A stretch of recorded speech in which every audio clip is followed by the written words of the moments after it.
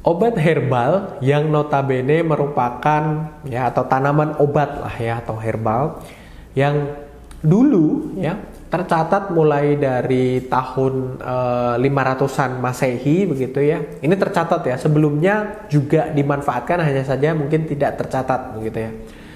Yang menjadi sarana utama untuk mengatasi berbagai macam keluhan penyakit ya. Jadi bukan hanya menjadi pengobatan salah satu opsi, tapi utama bahkan satu-satunya begitu ya. Orang sakit ya berbagai macam keluhan penyakit bisa dipastikan dulu ya memanfaatkan tanaman obat ya dengan berbagai macam cara pengolahan yang dengan karakteristik masing-masing. Nanti ketika Anda mengikuti pelatihan yang kami adakan, nanti kami berikan juga materi begitu ya dari berbagai macam daerah ya, dan bagaimana cara pemanfaatan tanaman obat tersebut atau herbal tersebut untuk keluhan apa saja dan lain sebagainya ya. Kita punya kekayaan yang sangat luar biasa yang diturunkan oleh para pendahulu kita ya, dan bahkan ya dari tanaman obat tersebut saja biasanya banyak muncul di suatu daerah tertentu yang notabene ternyata di daerah tersebut penyakit yang mampu diatasi oleh tanaman tersebut endemik ya, cukup sering dijumpai.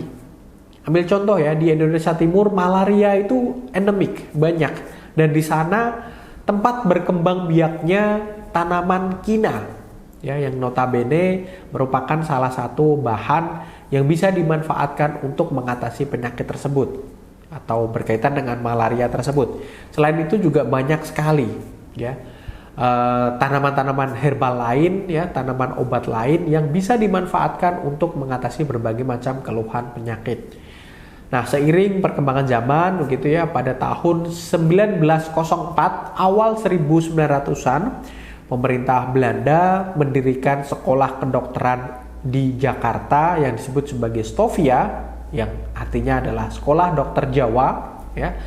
Nah, setelah didirikan tersebut terus kemudian berkembang ya, banyak sekali universitas-universitas, kampus yang menyediakan fakultas kedokteran ya, dan mencetak ya dokter-dokter yang sehingga mengakibatkan penggunaan tanaman obat atau herbal mulai ditinggalkan. Jadi sejarahnya dulu para pendahulu kita tentu saja tidak mengenal obat-obatan, tidak mengenal apa itu dokter gitu ya. Terus kemudian Belanda mendirikan dokter ya, terus kemudian kedokteran mencetak para dokter yang sampai dengan saat ini ya menjadi sarana utama untuk pemeliharaan kesehatan, untuk pengobatan berbagai macam keluhan penyakit. Namun ya, pemanfaatan herbal masih tetap bisa kita galakkan begitu ya, untuk penyakit-penyakit terutama yang tidak bersifat akut begitu ya, atau penyakit-penyakit yang sifatnya degeneratif yang erat kaitannya dengan gaya hidup ya,